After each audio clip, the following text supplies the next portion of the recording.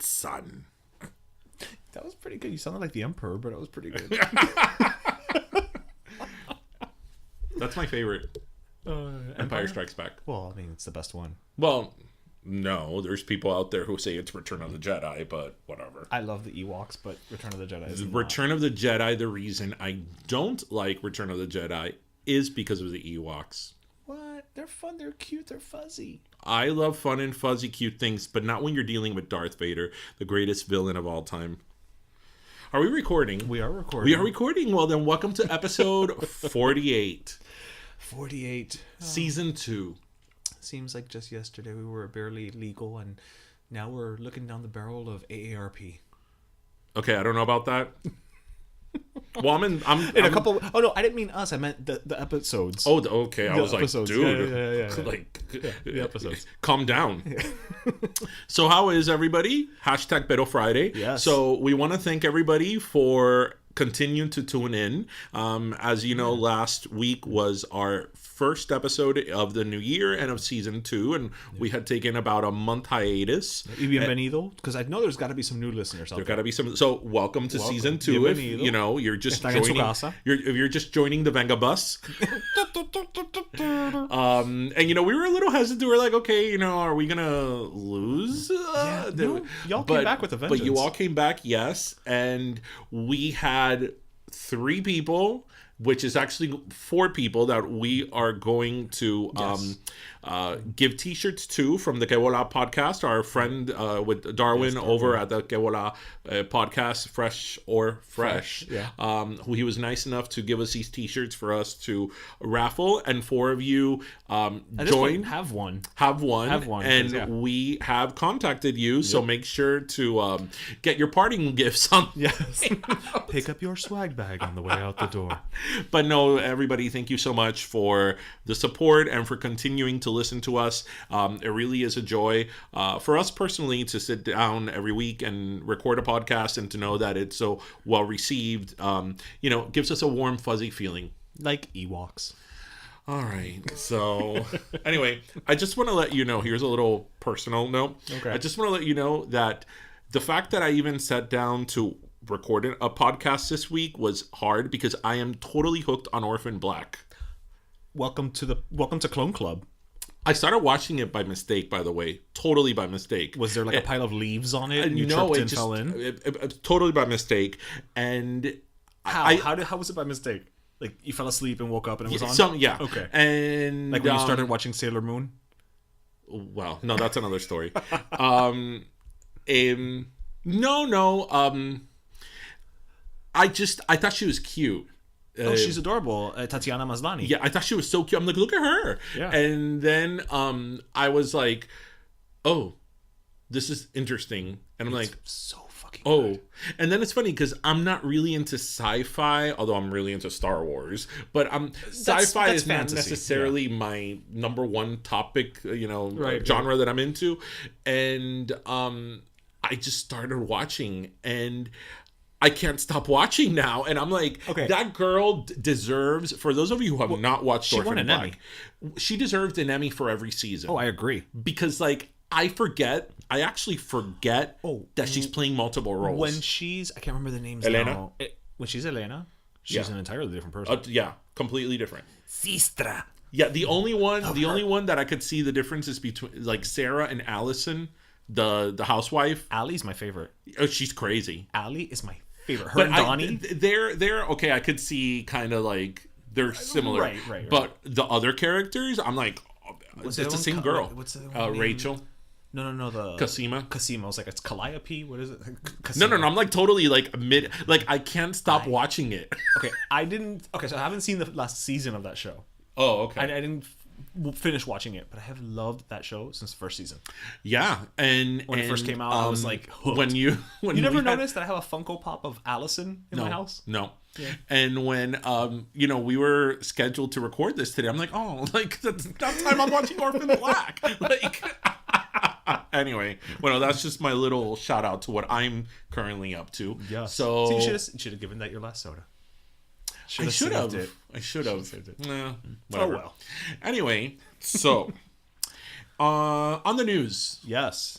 did you hear de la gente this week que botaron del avión porque tenían peste? This has not been a good week for airlines. Government shutdowns, stinky people, overweight guy having stewardesses asked to clean his ass. What happened to the overweight guy?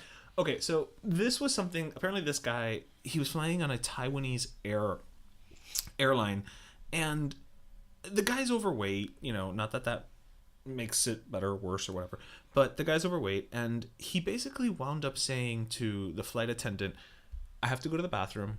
I can't close the door to the bathroom because I think he's like 600 pounds. Mm-hmm. And you guys are gonna have to help me." And the flight attendants were kind of like, "Well, we can help you to the bathroom, and whatever." No, they had to wind up helping him actually wipe his ass because Did they actually wipe his ass? Yes, they did. Is that in their job description? Well, that's the problem. So that's the thing is that there's videos of these. That's the thing. That's the thing. The thing is the thing. The thing is the thing. There's video of these poor flight attendants crying as they're having to do this because they've got gloves on and the whole 9 yards. Pero resulta ser que este tipo, this is an airline that employs only female flight attendants. What airline is this? Oh, I'll have to look it up. Is it Hooters Air? It's Well, no, legit. Hooters was an airline. Yeah, it's EVA Air. Did that happen in the U.S. or is that It was on a flight from LA to Taipei. I knew that. Never mind. Okay, go ahead. But apparently this isn't the first time the guy flies on this airline and has these types of things happen. So they've wiped his ass before. I don't know if they've wiped his ass before, but he's also flown, and because he's so overweight, he's like, if nobody helps me, I'm gonna take a dump in my diaper, and you're gonna have to help me clean it. And he has taken the dump in his diaper, and it has. So he has a diaper. And the guy's a mess. I mean, let's take everything out of the equation. But el tipo es tremendo descarado, and the problem is that he keeps flying on the same airline. Well, this is what I would do. No, I'm not kidding. Tú te quieres hacer poo en No, say it how you were gonna say it. Te quieres cagar. Tú te quieres cagar en el asiento. Cágate. You know what? I rather clean up a dirty seat than clean a dirty ass. Right. So you know what? You have all the passengers around him. Well, you know what? The one who's gonna look like a dirty piece of shit is him. All right, fair enough. But let me tell you something. I have a big enough issue when people can't stay in their chair. No, but then the problem is that you create an expectation, and then the thing is that and being a flight attendant is a very difficult job, as it is, and you have to attend to a lot of different people, absolutely, and from around the world. I know many flight attendants, right, from around the world, and people sometimes can get very petty, and on top of we're that, not talking about a cultural expectation. On top of that, no, but people in different cultures have different expectation in terms of no es un cultural expectation, right, in terms of service, right? But this is I can't imagine any culture, any nationality would be in their job description. Right. So yeah, no. Well, this pales then in comparison to the family that was the smelly family told to get off a plane because they all stunk. So did you hear about that one? I heard about them as well. They were flying. I think from Florida, from Miami, from Florida to the Midwest, to Michigan. Yes, and they were Jewish, and the guy said that he was, taken off the plane because he was Jewish, right? I mean, anti-Semitism is something that's very alive and is very true. I don't know. Not being there, I don't know. Right, but I mean, I would imagine that if they really did ask these people to get off the plane, they must have stunk. They have to have a reason. And American Airlines did release a statement that several passengers, many of them, did complain about the body odor of the family, and that's why they chose to take them off the plane. Right. And they were American Airlines did, because they missed their flight, obviously. Right. American Airlines did rebook them the following day and did get their hotel. Yeah, they put them up for the night. So they did accommodate them. Right. But I guess the bigger question here is, and this is something that our listeners probably feel very passionately about one way or another, is when you go on a plane, the discretion that you should have as a passenger. Because do you know what my pet peeve is when I go on a plane? No, seriously, because I like to be considerate about other people. Right. You know, it's cramped therefore, I'm not gonna go to the food court. I'm not gonna go to Sparrow. I'm not gonna go to Sparrow and order the garlic rolls and have them mid-flight. Because you're going to stink up the plane, especially up in a plane that you're in a pressurized area. Literally, your senses are more like in tune to heightened. They are. So it's like, really, Carol? Did you have to have the garlic rolls from Sparrow that are like I sat next to Carol once. Not only did she have onions in her, bagel sandwich, but apparently Carol didn't eat onions because then she took them out, she wrapped them up, and the onions sat there. Ugh. It's like, really? It's not bad enough that you got them and you opened it up. Now I gotta sit here and smell like grajo for the next hour until somebody comes by to pick it up? Yeah. Like there's things that, a baby crying on an airplane. What are you going to do? That's something, what are you going to do? You're going to have to deal with that. Children being rambunctious on an airplane, unless the parents are like just letting them climb off, the roof. Somebody what farting, are you going to do? What are you going to do? What are you going to do? Those are things that just happen when you're in a confined space. But things like that, like the food is one that really irks me, because that you have a choice in. You can eat before the flight, or if you're going to eat in the flight, have a little bit of consideration to your fellow passengers, and don't have the freaking, baked tuna casserole on a bagel, really? Do we really have to be talking about this? Come on. But to bring it back to the family, again, we weren't there, so we don't know if they really did stink or not. But do you think it's possible that maybe they did stink, but there are those people who use like all those natural bullshit deodorants and have become, to quote Febreze, nose blind? Maybe to themselves, maybe. But I would like to think, because we don't smell our own odors. I would like to think that because removing somebody from a flight, a massive that's a very big threshold to cross, right? Generally people are removed off flights because they're a threat, causing a disturbance or something. So if you are removing someone from a flight because of how they smell, I would reasonably assume that the body odor must have been out of hand, and a lot of people complained about it. Okay, if one or two people complain about it, well, you could always say it's that, you're being a bitch, right? Yeah, you're that difficult person, that complains about everything. But when you have a considerable amount of people complaining about that, which I think was the case here, and it was assessed by the staff, that's a different story. Now, the guy that was removed, and here I do agree with him, he says that when they were in the process of being removed, a lot of the flight attendants were like holding their nose and going like PU, if that is true, obviously I think there's a professional way of handling that, in a proper protocol that you're not going to make fun of them.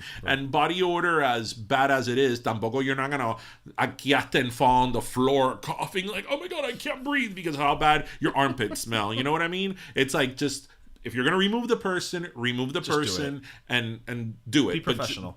Be professional. So I we weren't there. We don't know. But again, it goes to the bigger issue of just having discretion on a flight. Or recently, and I've seen this several times, are the people that are watching something and they don't have headphones and they're, a full blast. Full blast. But that's not, I have an issue with that in general. Like if I'm at the mall or it's like, dude, I don't want to hear your show, your music, your anything. Well, they've said, I've heard this several times, that's lack of consideration, that because now when you're on a plane, you're on Wi-Fi, you can be online, you could be chatting and all that the technology is actually there, so you can make phone calls while you're on a plane from your cell phone. Through like WhatsApp. But through right now, they're still, I guess, for whatever reason, choosing not to allow that yet. And I'm totally open for that, because that if they allow cell phone calls, on an airplane, all the people are going to be like, oye, aquí estoy, ahorita llego. No. Oye, ya me va. Not even that. Please. They're going to be doing that while the person's on speaker. Oh, yeah. Yeah. That's the part Ahí sí donde está la cosa. They're going to put the person on speaker, so you're going to be hearing Josefina talking to Cheito the entire conversation. Yeah. So, you know what? I prefer that not. I mean, look, I think Wi-Fi on airplanes is good, so you could text and all that. And if you're texting with your family and friends who are going to pick you up, you know, in real time, you could be like, okay, you know, we're descending now. That's fine and dandy. But you know what? We don't need to talk to people on We did just fine without it. Yes. Since air flight became commercial in the 50s, you know, to now, that's been 60-some years, we've managed. We managed to figure it out. So, anyway. So, bueno, what else is going on? Before we get into our next topic, this is Super Bowl weekend. Yes, it is. I'm not having a Super Bowl party. Rams and the Patriots, correct? Yes, I'm not having a Super Bowl party, and you're going to another Super Bowl party. Well, you're more than welcome to come with us. That's fine. I invited you last week. Okay. And so wait, you're upset because I'm going to a party when you're not having one. I would have had one if everybody said they wanted a Super Bowl party. That's what I did last year. Everybody said because our other friend who usually hosts Super Bowl parties couldn't do one for a very stupid reason. But anyway, I might get in trouble. And I last minute I said, you know what, you have a Super Bowl party every year, I'm gonna go ahead and host. And I did host, and we had a great Super Bowl party, which, if you remember, we made our very first video announcing the podcast at my Super Bowl party. We did. Anyway, if everybody would have told me they wanted one, we would have had another one, but whatever. So it's the New England Patriots versus the LA Rams. Yep. I'm not a fan of the LA Rams, but for that weekend, really not a fan of Patriots. LA Rams get that Lombardi trophy. Oh yes, and I will leave that's it. The majority of the U.S. I will leave it at that because I don't want to lose listeners from New England and from that forsaken city. Anyway, it's like, you know what, dude? You know what? When as they say, when Tom Brady has a bad day and when he went through Deflategate, it's like, dude, go to your multi-million-dollar mansion in Bedford to your beautiful, hot supermodel wife with your beautiful children and your millions and cry them a river. I don't really want to hear about it. Anyway. But I'm sure it's going to be a great game. And you know what? You need to come to the Super Bowl party we're going to. Okay. Come with. Honestly, so Maroon 5 is doing the halftime show. I just hope that Cardi B comes out, since she has the song with Maroon 5. I don't care for that song at all. But I hope that she hijacks the Super Bowl party and they do into like a medley of Bodak Yellow with I Like It Like That and Barty, all her hits, and make it the... Oh yeah, if they had a problem with Janet Jackson's boob, I don't know what we're gonna do about Miss Cardi. Oh, but we here at Pero let me tell you, we love some Cardi B. We do. I don't care for her music, but I do enjoy her. How can you not care for her music? That's not my jam. So good. It's not my jam. I don't dance now. I make money move. Anyway, but I like her.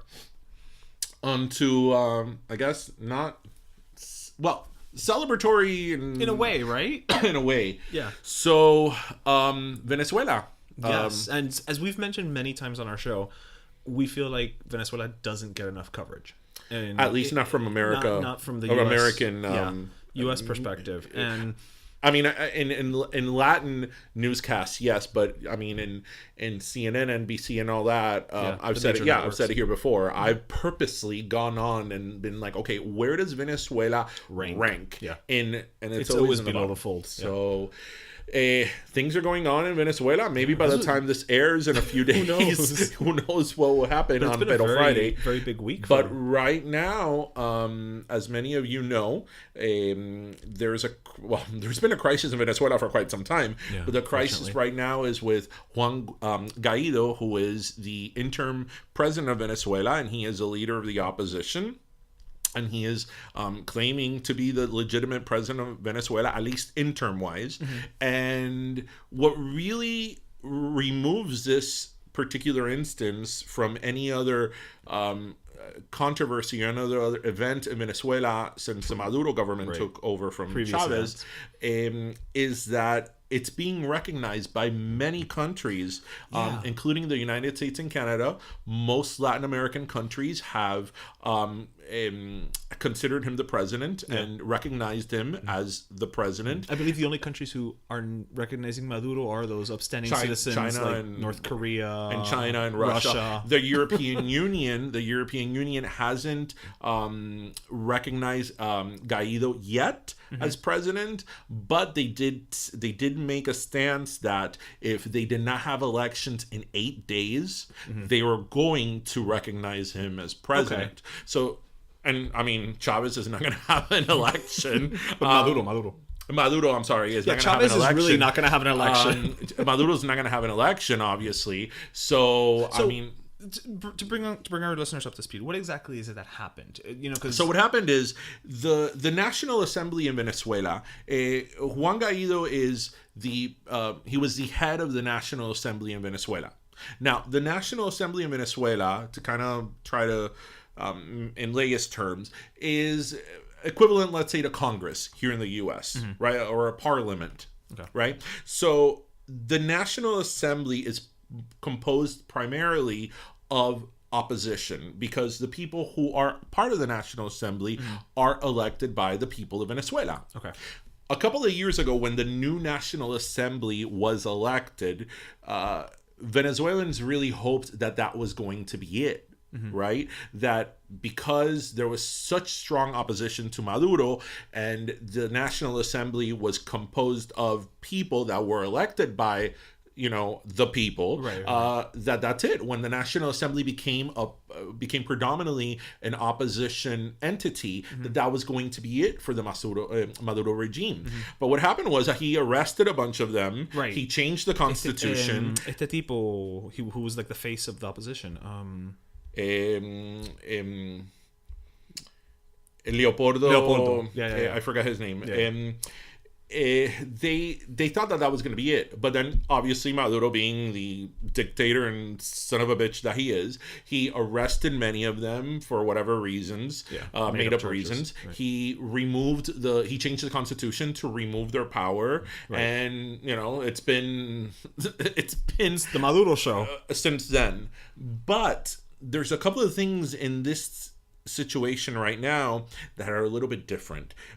They say that the National Assembly and Guaido are in talks with the military, because the biggest problem that the opposition has had with toppling the Maduro government is the military. The military up to now has been pro-Maduro for whatever reason, either because they're afraid of him or they believe in him for whatever reason. He's got them on his side. Right. So, I mean, you remember last year, the protests in Caracas were millions of people were protesting. I mean, millions. Yeah. And yet he's still there, because as long as the military is still in favor of the government, you have everything.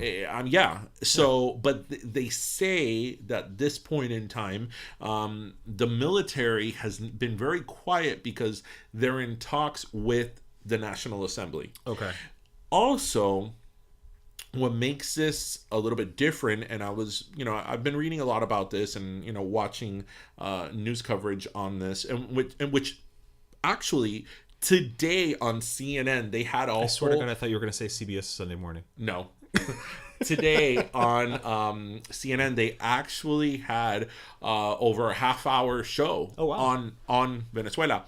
And what they're saying is that what's different this time around is when you have countries like the United States, Canada, most other Latin American countries, and Europe recognizing this man, or about to recognize this man as a president, that puts him in a very special and protected class. Right. Because if now something were to happen to him, whether he'd be jailed, whether he'd be killed, or whatever, we're talking about Guaido here, then you're going to materialize what everybody already assumes or thinks of the Maduro government, which is that you're bullshit, right? That he opposes a fair election, or the opposition, right? Which is a dictatorship, pretty much. So that's what's going on there, and I mean, who knows what's going to happen?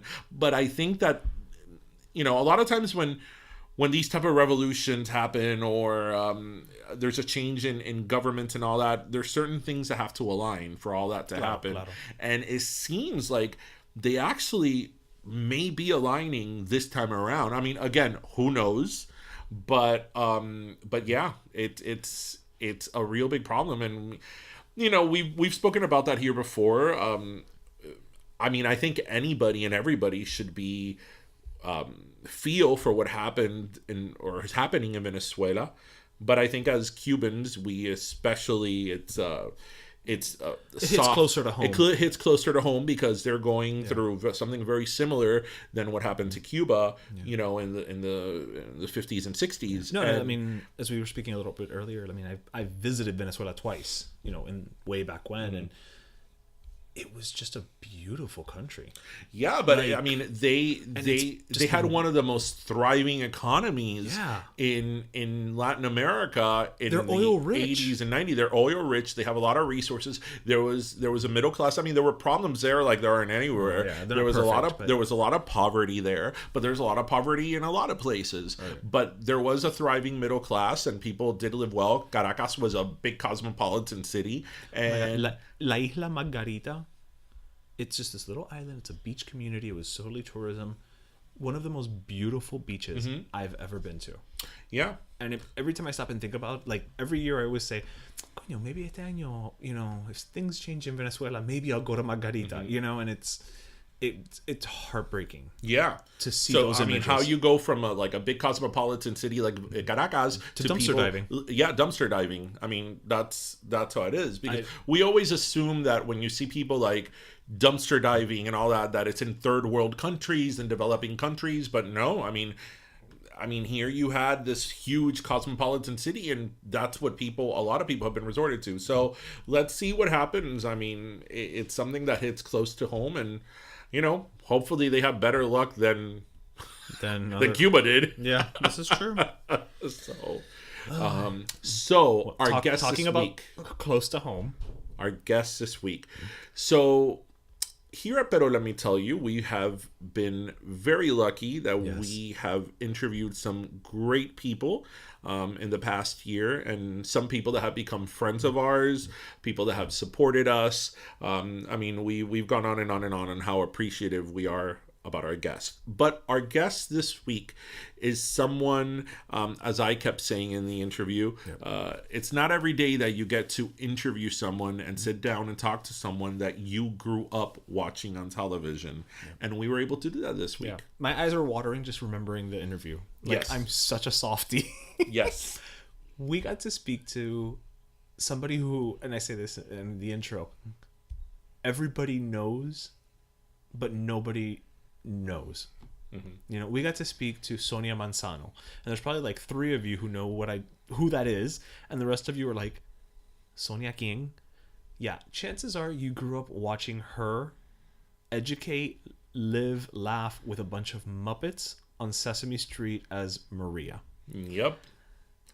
Maria and Luis were such a big part of all of our lives. They were, Maria, Luis, Gordon, Susan, Bob, all of them. And she was everything I think we could have wanted and expected of her. She was beyond lovely and gracious, and it was really an honor and a privilege to interview her. And as I said, we've been very lucky with the people we've had here. But I felt a very full circle moment when we sat down to talk to her. And I mean, as you said, she was everything and more. Yeah, she was absolutely wonderful, and it certainly has been one of my highlights, if not my favorite moment since we started the podcast. So I agree. All of you out there, you're in for a treat. Yes. So here we're gonna take you to Sesame Street. Hey listeners, welcome back. It's not even hyperbolic for me to say that the interview we're about to have is probably one of the highlights of the time on the podcast, our lives. I mean, if 4-year-old me could see 40-year-old me right now talking to this guest, he would not believe it. We just have the immense honor of welcoming Sonia Manzano onto our show, and you all know who she is, but you may not know who she is. She is the, I'm just going to go ahead and say it, iconic Maria from Sesame Street. Iconic it is. So, Sonia, thank you for being on Pero Let Me Tell You. Thank you so much. Pero muchas gracias. I'm glad to be here. As I said, before we started our interview, it's not every day that you get to interview on our podcast people that you grew up watching on television. And, I mean, obviously I speak for millions of people who you were part of our daily lives growing up, and that's like a huge deal.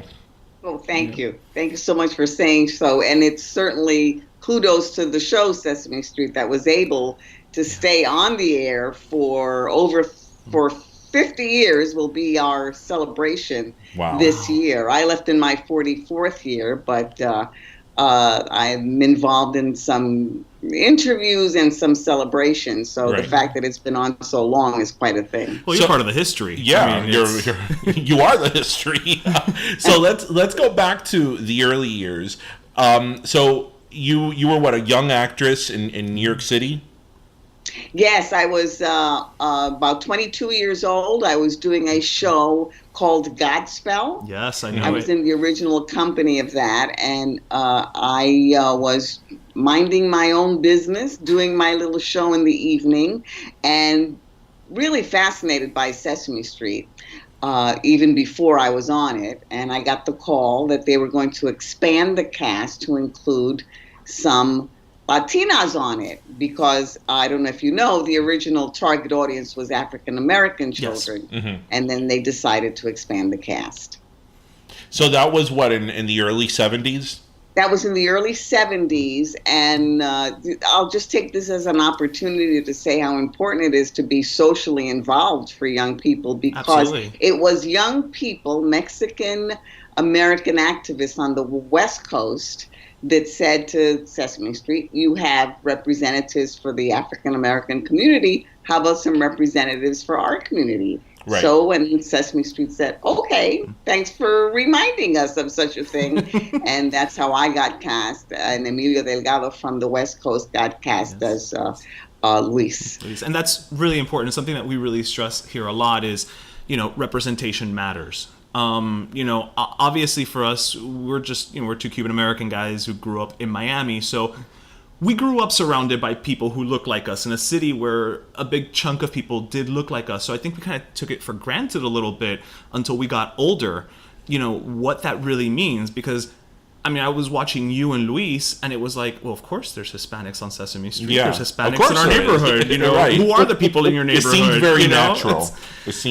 For us, it seemed very natural, but with what you're saying, at one point in time, it wasn't what was common. So here you are doing, a musical theater, and you get a call to do Sesame Street. You got called for an audition. An audition. I just got called for an audition, right? And I love the Muppets, and I just met one man named John Stone in his office, and this was at a time when one man could make a decision on a show. Now everything is a committee. If you're lucky. Yeah, well, in those days, there was easier to have a vision. And he just told me to tell a scary story. And he said, I don't have to hear you sing because you were in a musical. Ha, ha, ha. Thank God for that. Go figure. And so then I just, a week later, it turned out that I had the part. Now, I have to say, there weren't a lot of Latina actresses out there at the time, so I wish I could say that I, clawed my way past thousands of actresses, but I did not. There were just not that many.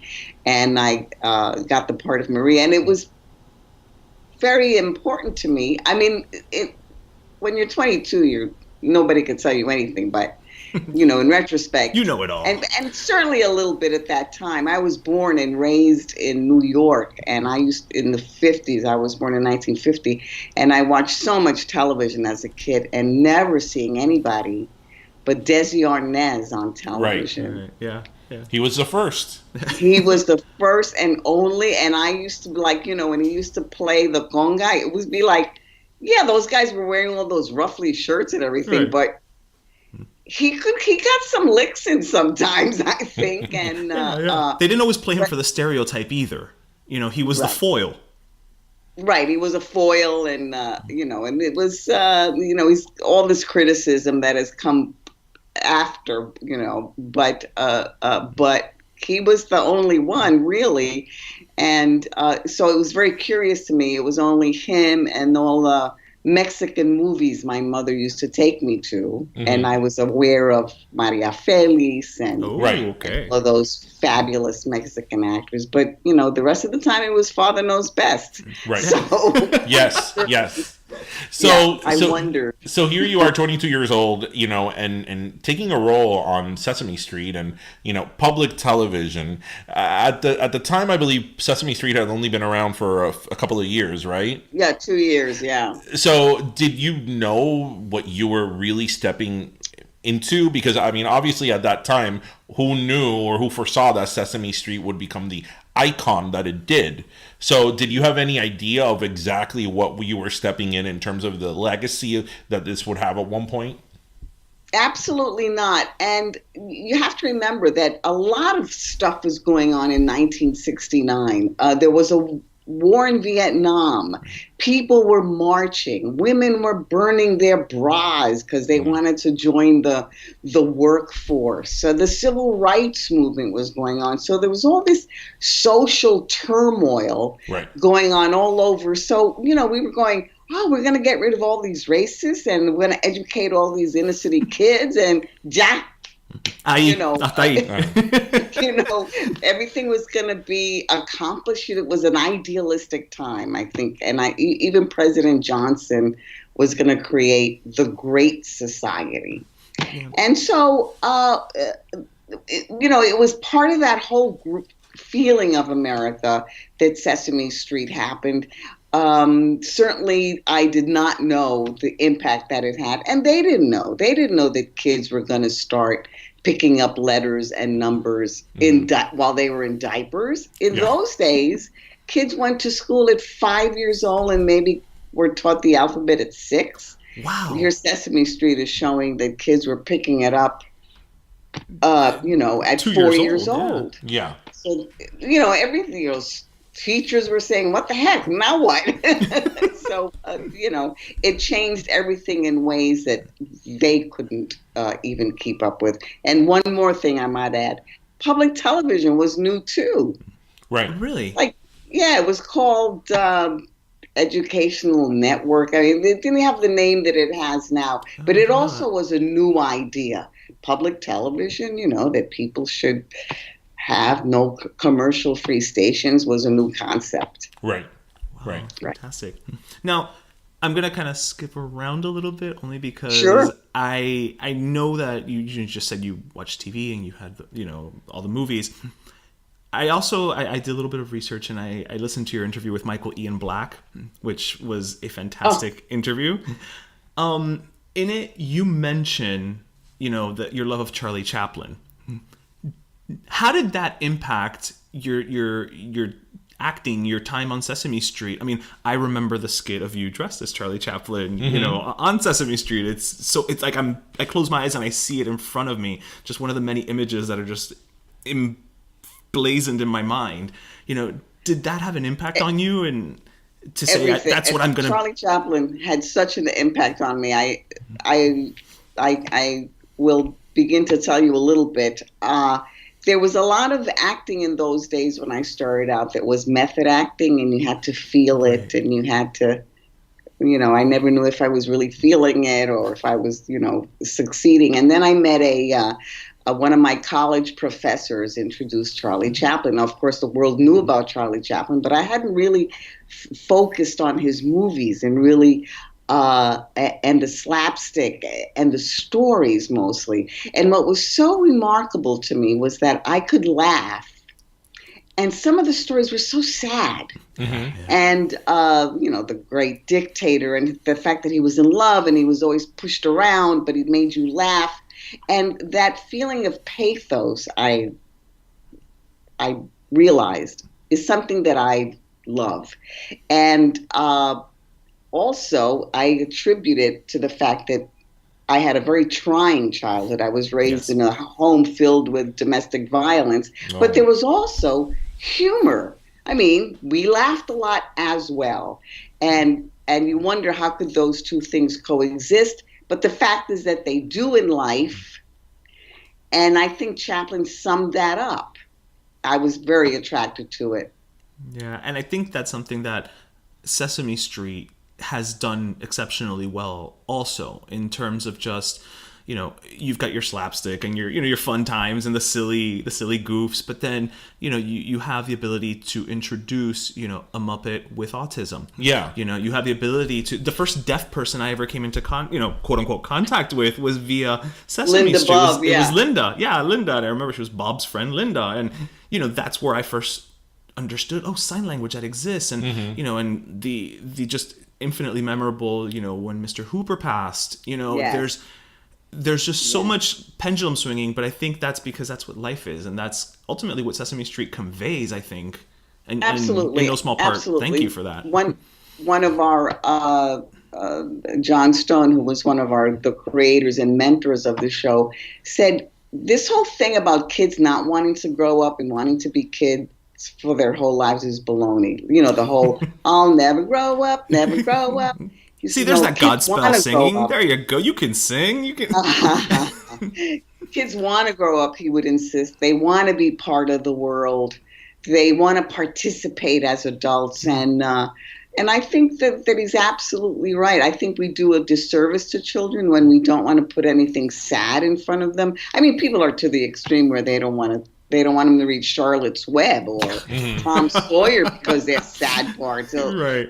Because we want to protect them so much. But I remember the little match girl, Hans Christian Andersen, and was so sad, and she can't get warm because it's so cold, and she has a mean father, and she goes to heaven, and I felt so sorry for her. But when I felt sorry for her, I felt like I got something. I'm part of the world. I feel for this person. Yeah. And I think that made me stronger, and it made me feel like I was a big shot kid, because I was cool like that. Plus, I knew she didn't really exist. Well, that helps. Yeah, that helps. But that also teaches a kid empathy. I think and that's something that myself and DJ have said many times, feels like it's lacking a lot of times today in the world. It's absolutely lacking. That's and it sad. Used to be right, compassion and empathy used to be traits that we admired and wanted our children to have. But now the tone of the country is that it's a sign of weakness to care for someone. Such a shame. You're not being a tough guy, Yeah. So going back to your time in Sesame Street, when did you feel, whether as an actress or just as an individual, when did you feel that you were working on something special, on something relevant? I thought a remarkable moment to me was, I wasn't a writer at the time, so I was in front of the camera. I didn't understand what was going on behind the scenes. And I walk in, and there's Lena Horne, the wonderful jazz singer, actress. Legend, activist. She's singing with Kermit the Frog, It's Not Easy Being Green. Oh, that's beautiful. Well, I just said, is this song what I think it's about, or is it just me? And it was, I think, somehow one of the most profound moments for me on Sesame Street, because it was obviously talking about race, but it was on a lot of levels. It was also talking about just not liking who you are, or feeling insignificant, or, everybody's worth something. There was a lot of feelings in that. And I thought, wow, that's really, sticking your neck out. I don't know how it tested with children, but I was very impressed by seeing that on the show. I thought that they were really onto something. And I wanted to stay and help them do that. Whatever they were doing, I wanted to help them so they could do it more. Yeah, and you took a very active role behind the scenes as well throughout your time. It wasn't just Maria. I mean, there was Sonia, the writer. And Yes. I was, when I first got on the show, Matt Robinson, who was the original Gordon, he said to me, "You're not here just to be the cute Latina, You have to make sure the Latino content is accurate." Right. Who elected me representative? Well, but back then it kind of was, Kid, nervous as heck, being in front of the camera, and but I took to heart what I kept thinking about it. It stuck in my mind, and there was a fruit cart on Sesame Street, the old New York fruit cart, and there were bananas and apples and stuff. So I decided to go up to the producers, and I said, if this was a real Latino neighborhood, there would be some plátanos en yautía. That's right. Un mango, aguacate. Yeah, right, aguacate, which in those days, that was exotic. Yeah. You never saw aguacates, only in Puerto Rican neighborhoods. I didn't see, nobody was eating aguacate. So it wasn't in style. It wasn't in style. So the next day, there's plátanos all over the fruit cart, and I thought, well, I've diversified the fruit cart at least. So now I think I want to go back to an old episode and check out the fruit cart.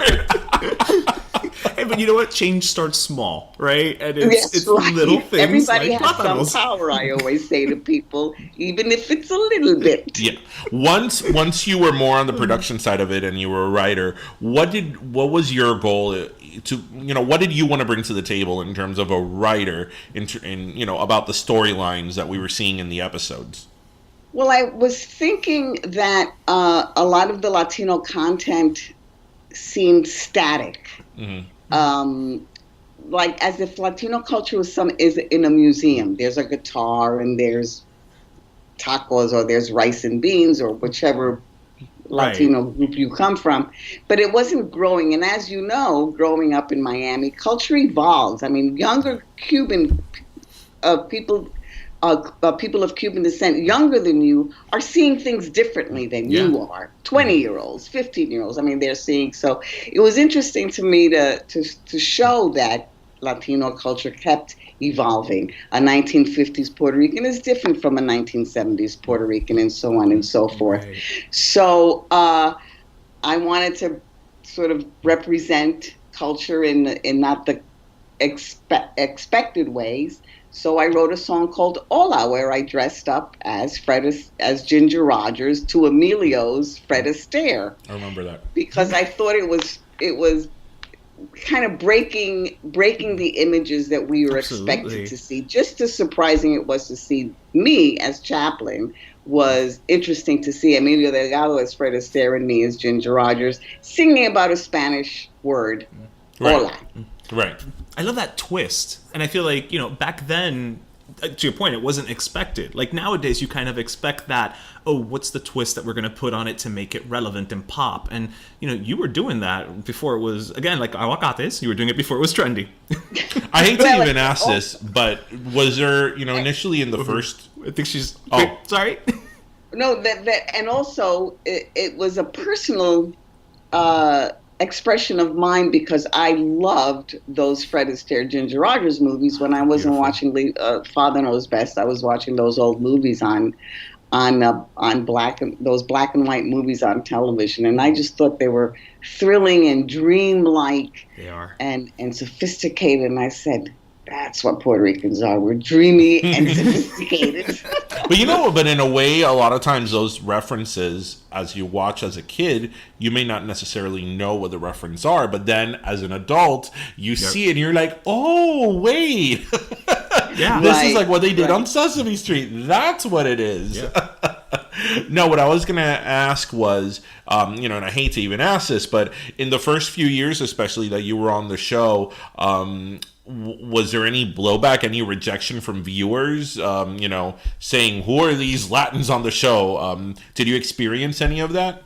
Nothing that I experienced. I know that in the early years, the show was banned in Mississippi because there was a black girl and a white girl sharing, children sharing an ice cream cone. That's incredible. Because this was in the early 70s? Yeah, and incredible. Wow. But nothing about the Latino content that struck me. I find it very interesting that people have come up to me and obviously said, Latin people have said, if it wasn't for you, I wouldn't have gone into broadcasting, or you were the first Latina I saw on television, much as you said yourself at the beginning of the show. But a lot of Anglos have come up to me and said, really? You were the first Latina I ever saw. Now, I think to myself, how could that be? Is that possible? And I think that maybe I was the first one they saw as a full human being. I bet there were a lot of Latins in their lives. True. Around them, maybe. It just never registered. See them. It's a thought. Yeah, no, but there's a point to that. You know, there was a point in my life that I would have not believed that, but I've said this before on our podcast. I went to school in the Midwest, and I met there were other classmates of mine that were from small little towns in the Midwest. And when they would tell me things like that, like they had never encountered a minority, either Latin or like somebody who's, black or whatever, like had a personal either conversation or connection with them, it kind of blew my mind, because here I am coming from the, Miami or South Florida, which is a huge metropolis, similar to you being from New York City. But you often forget that, in a lot of places in the country, that is very true. If you live in a small little town that is very homogenized and you don't get out, that is what that is your reality. Right. So I'm glad that I was able to impact their lives, if not in person, then at least through the television set. Absolutely. And you certainly did. You certainly did. And well, go ahead. I was going to say, I know that a couple of years ago, you received a Lifetime Emmy. A Lifetime Achievement Award, yes, from the Emmys. I mean, well deserved. Well deserved. If anybody, I don't think anybody can argue that fact ever. Thank you. And what was more thrilling than anything that you could imagine was that Lin-Maunel Miranda sent I knew him from Sesame Street. He was on Sesame Street for a short while. Sent a video congratulating me, and that was absolutely thrilling. And I didn't know who was going to present the award to me, and they were going to surprise me. Oh. Well, thank God, I wheedled out of them that it was going to be Rita Moreno. And I would, if that had been a surprise, I don't know what I would have done when I got up there. Oh my gosh! So it was just thrilling to receive it from her, and I found that I thanked her so profusely that she yelled at me from off stage, "Stop talking about me!" In moments like that, whether it's moments like that where you are being honored for your work, or whether it's a fan that comes up to you in the street and recognizes you, are those the moments that you think, oh my gosh, I have had such an impact on generations of people? I mean, does it really hit you? I mean, because I can't imagine what that feels like. But, for somebody like you, it's a legacy. Do you often stop and think the effect and impact you've had on people? Well, some people, it's fans, there's different degrees. There's different levels. I have a lovely note from somebody who didn't sign it and said, I'm black, gay, in a wheelchair. I mean, this person had like a list of issues, and he said, and my joy in life was watching Sesame Street and watching you, and particularly because you represented an orderly world. Wow. I've met people who have said, my life was in turmoil as a kid. My mother was schizophrenic, and I felt calm when I watched Sesame Street. And I have to say that I looked forward to television for comfort when I was a kid.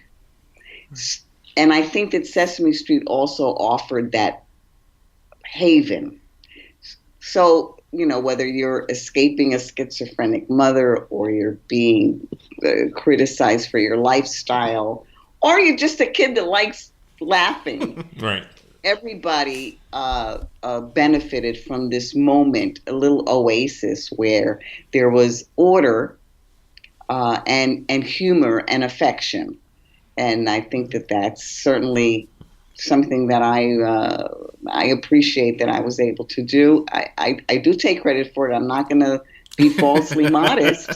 I take a lot of credit for it. I think the show, you worked hard at that time, was very open to ideas, and they let me put it this way: they threw the ball at me, and I ran with it. Right, and it was perfectly done, because if you really stop to think about it, going back to some of the things that Ish said, Sesame Street, you could see from the perspective that it's always been a very progressive show.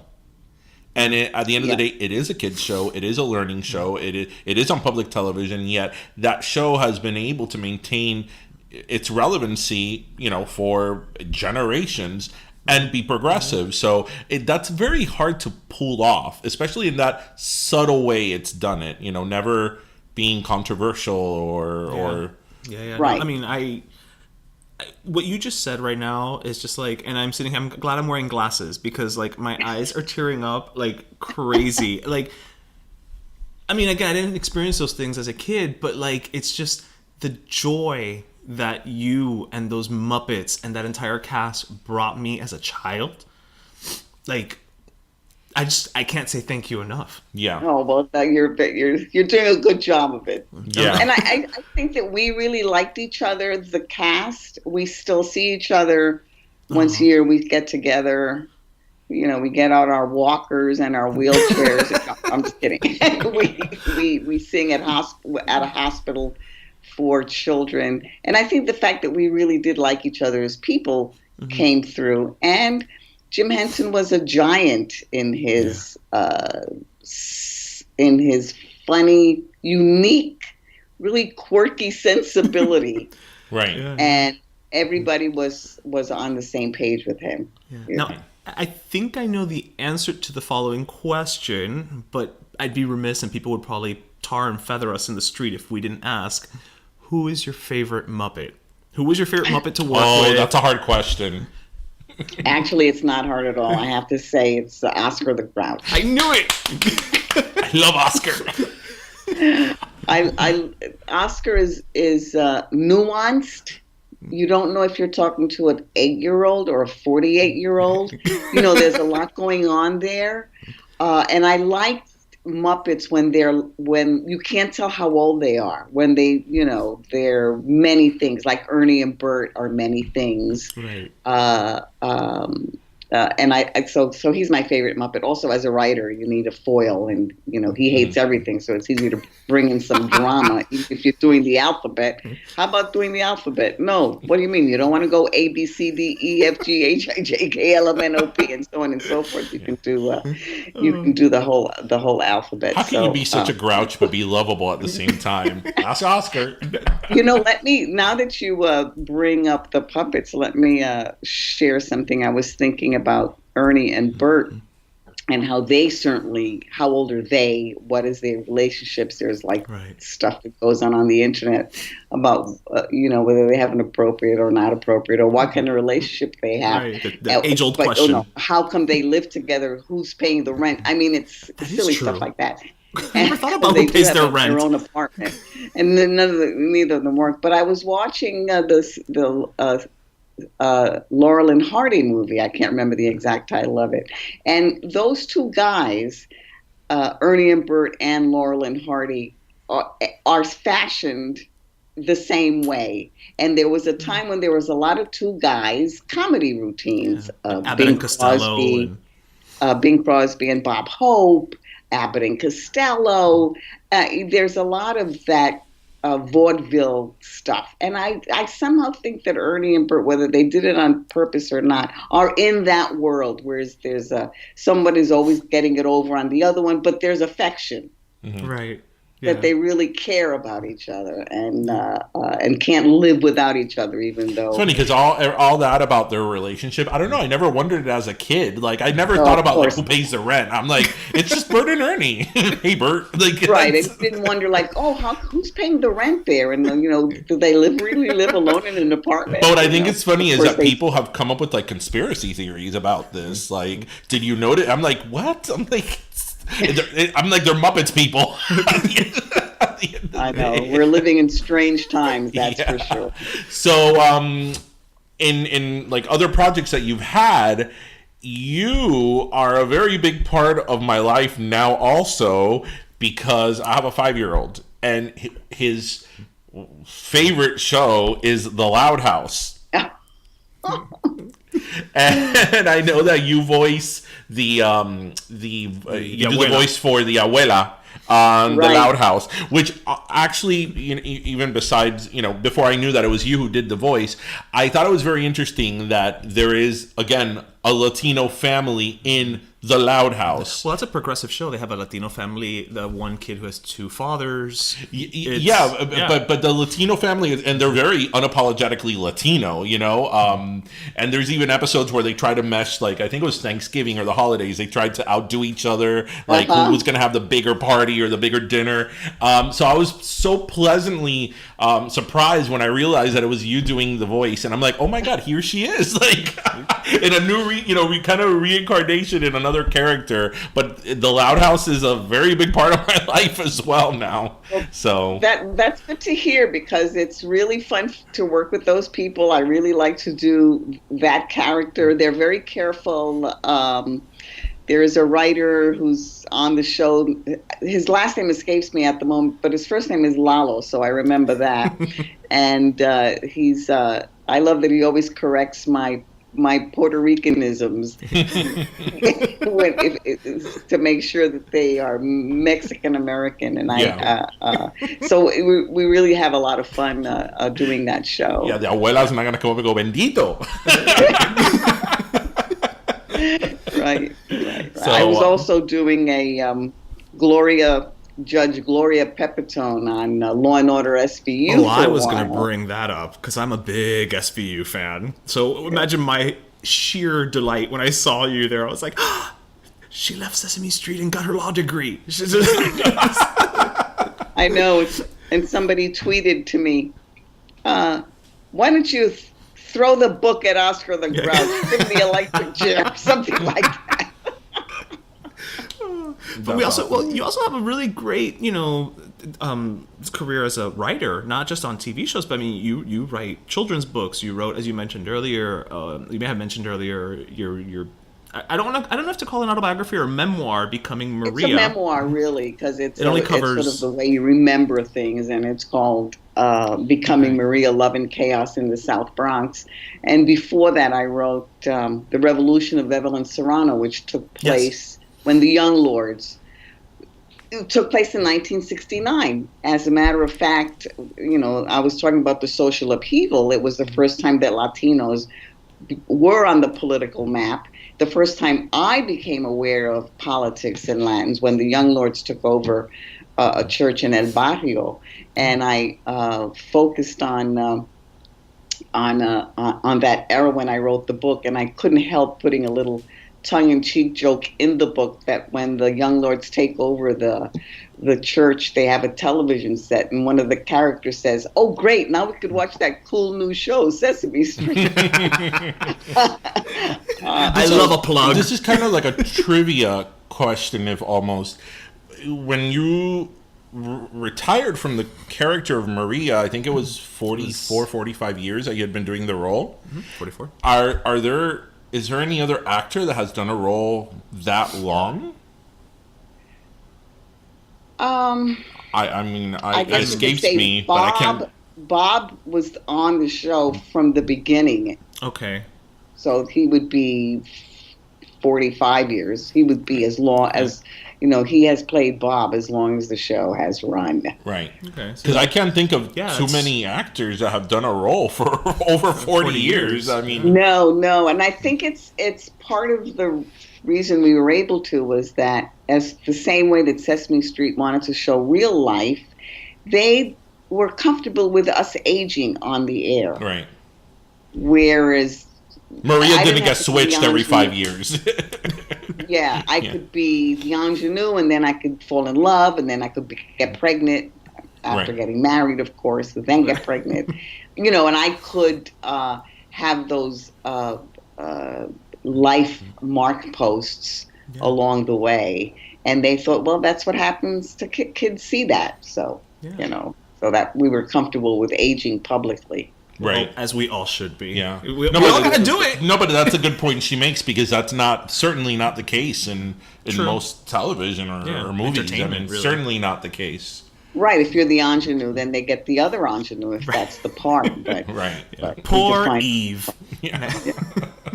So, Sonia, as I said, this has been an incredible honor to have you on the show. I keep saying it again. It's not every day you get to interview people that you grew up with and you idolized, as a child and as an adult. So, and who you maintain a huge amount of respect for as an adult. And I mean, I think most people might say, oh, well, she was an actress on Sesame Street. And I'm going to speak on your behalf too, DJ. I think that you're more than just that. An actress doesn't just stay with you in your memory. An actress doesn't just teach you. You're an educator. You're, a trailblazer. You're, I know in your personal life, you're a mother or a wife. I mean, you're a fully formed human being that has made an impact on so many lives. Right. And I've said this so many times, and I apologize if it sounds a little too fanboyish, and I keep saying, but you thank you. Just thank you. And there's a lot to be said with people who do that in a dignified and classy way, which is something that a lot of times today is not so much the case. And, you've always been very true to that. And that's also very important. So, thank you for being on our podcast. Thank you for your kind words. My God, my head is going to be so thrilled I'm not going to be able to get out the door now. Well, it's too cold outside anyway in New York. Just stay indoors a bit. So thank you so much, Sonia. It's been an immense pleasure, Sonia. Thank you so much. Thank you. Bye-bye. Bye. And we're back. Yes, we are. Wasn't that great? Interview. I'm sorry. I still can't get over the fact that we had that luck of interviewing somebody who we've had another watching. Emmy winner. Yes. We've had multiple Emmy winners. That's for damn sure. Yamil Piedra was our first. Yes. And now we've got Sonia Manzano. Or maybe we've had more and we didn't ask about the Emmy. You're probably right. But Yamil, if you're listening, you were our first. And you never forget forget your first. So, I am a little thirsty. That's right. It's soda time. I'm giving 2 sodas this week. 2? Yes. Is it a BOGO? No. Well, maybe. Buy one, get one. Buy one, get one. So, during our hiatus, somebody emailed us or texted us and asked for us to say something positive about Trump. Oh, they did? And challenge accepted. Yeah, they did. Well, you and I got the same messages. No, I don't remember. Yeah, when we asked for the questions. Somebody asked. We haven't forgotten about, guys. No, we haven't. We're going to address that. But somebody asked for us to say something positive about Trump. I think they asked for us to say 3 things positive about Trump. Yes. I'm not going to get into all 3 now, but see, I can say something positive about the president. Oh my God. Anyway. So my positive thing about President Trump this week. Oh, come on. I actually give him credit for acknowledging Guaido as the president of Venezuela. Okay. And this actually is from the Meted guy. Well, there we go, Meted guy. Yes. I said one thing. I actually do, whatever his reasons for it, because, there's been a lot of media as to the reasons why the Trump administration is declaring Venezuela. I mean, who knows? Who knows what the reasons are? Whatever. The point is that he acknowledged the opposition leader as the president of Venezuela, the interim president of Venezuela. And that's something that I totally agree with, and he did. So look, I said something nice about the guy. See, it's possible. It is possible. So yeah. So my second Coke goes to and this is a good type of Coke, the one that when you have it, it still tingles in your mouth. To Kamala Harris, who declared her 2020 presidential candidacy. Oh, that's right. So many things happen in a week. I forgot. I mean, can you believe we're talking about 2020? So I've actually liked Kamala Harris for a while. She is a Democrat and obviously more on the liberal side of things, but she's a moderate. She's moderate, right? She's not like crazy liberal. Okay. She is very much a moderate, which I think, especially now, we need. Absolutely. Because we need people from the right to come over to the left. Right. And you're not going to do that with Bernie Sanders. You're not going to do that with or not even a Bernie Sanders, but like Alessandra She irks me. Ocasio. I mean, she's too extreme, and maybe in her district it works, but not across the U.S. But not across. I mean, you're certainly not going to bring somebody on the right with somebody like her. But somebody like Kamala Harris, who's a little bit more moderate, you may be able to. And I've always actually liked her. She's very well spoken. One of the things that I like about her, at least up to now, is that she gives some very real sensed answers. She doesn't give you that political runaround, because they'll ask her stuff like, oh, you're a woman of color, and don't you expect that women of color are going to vote for you, just like Hillary Clinton expected women to vote for her, and a lot of women didn't. And she's like, no, I gotta give the American people more credit than that. I think Americans are gonna vote for the right person, man or woman, right. Black they shouldn't vote for me just because I'm a woman and I'm black or whatever. So she's very well spoken. She's a moderate. I think she's great. And I mean, obviously she just announced her candidacy just a week ago or so. So who knows what the road. So that from here to 2020 is like 5 years. Yes, it's about 5 years, and we're here again. Yeah. It seemed like we were here. I'm still not over. I'm not over. I'm not over the announcement in Trump Tower in June of 2015 when he made the comment. I mean, that comment about the Mexicans, the word, rapists, killers, all that. That was almost 3 years ago. Wow. Yeah. Anyway, no. Let's keep it clean because I gave him a Coke. I gave Donald Trump a Coke. Okay, I gave Donald Trump a Coke. In all fairness, though, it was one of the smaller cans for his little hands. Yeah. So fairness. Kamala Harris, this Coke is for you. Yep. Oh well, that's good. Okay, well let's see where that goes and if something comes of it. So my last soda is actually way more frivolous than that. My last soda is actually going to the most throwaway TV show possibly ever put on TV, The Masked Singer. Oh my god, I've kind of wanted to watch that. It's so fun with Nick Cannon, right? Yeah. And Jenny McCarthy is... So it's Nick Cannon host, Jenny McCarthy, Robin Thicke, Kevin Jong, and Nicole Scherzinger are the judges. I'd say judges in the most loose sense of the word because they literally just sit up there. What I love is that, so the premise is it's actually a South Korean TV show that's been transferred over to the US. And the whole premise is you've got, I think it's about like 10 contestants, head to toe costume. You cannot see their face. They have voice modulators except for when they sing, and it's celebrities, it's different celebrities, and so the thing is to guess who's under the mask, and they give clues every week and so on and so forth. But is it every week? Is it a different masked singer? So no, it's the same 10 people I think it starts with 10. They keep performing and they eliminate one each week, and then when the person gets eliminated, they take the mask off and you see who was under it. So, and they're all known singers. No, they're not singers. They're all over. So like so far we've had, I mean, I think it's safe to say at this point, we've had the people who've been unmasked that I'm aware of. One was an athlete, I can't remember his name. One was Terry Bradshaw. Okay. And this past week was Margaret Cho. Oh. Yeah. Oh, then this is different than I thought. I thought that it was like one of them is a singer. Well, one of them may very well be. Like, it could be Christina Aguilera, well, okay. It could be because we don't know who was under the other ones, right? Actually, there's one that I think is Gladys Knight. Yeah. But she's singing like pop music from today, so it's very different, but you can tell she's an older lady.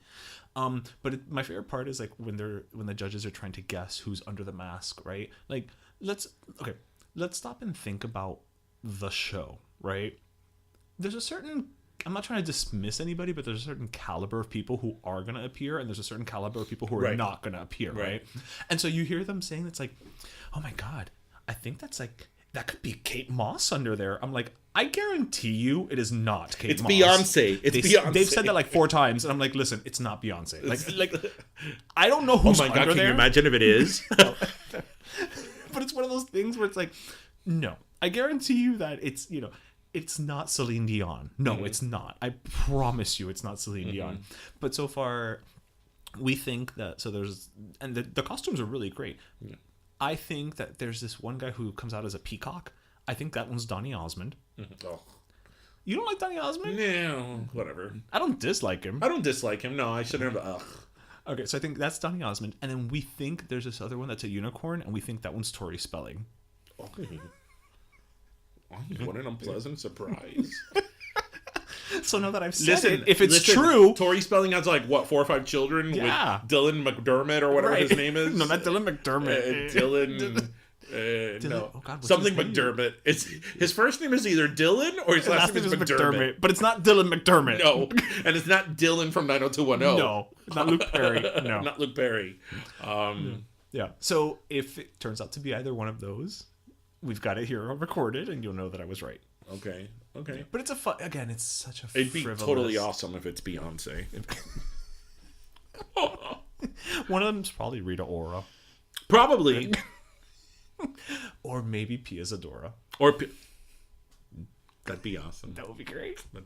So, bueno, Donald Trump, the Masked Singer, and Kamala Harris. That's an interesting trio. Those get our last Cokes of the Desert. They do. So, everybody, that was episode 48. We hope you listened, laughed, and learned. And as always, grab your pastelito, your croqueta, and your jupiña. And thank you so much for joining us. Bye, caballero. Pero Friday, bye.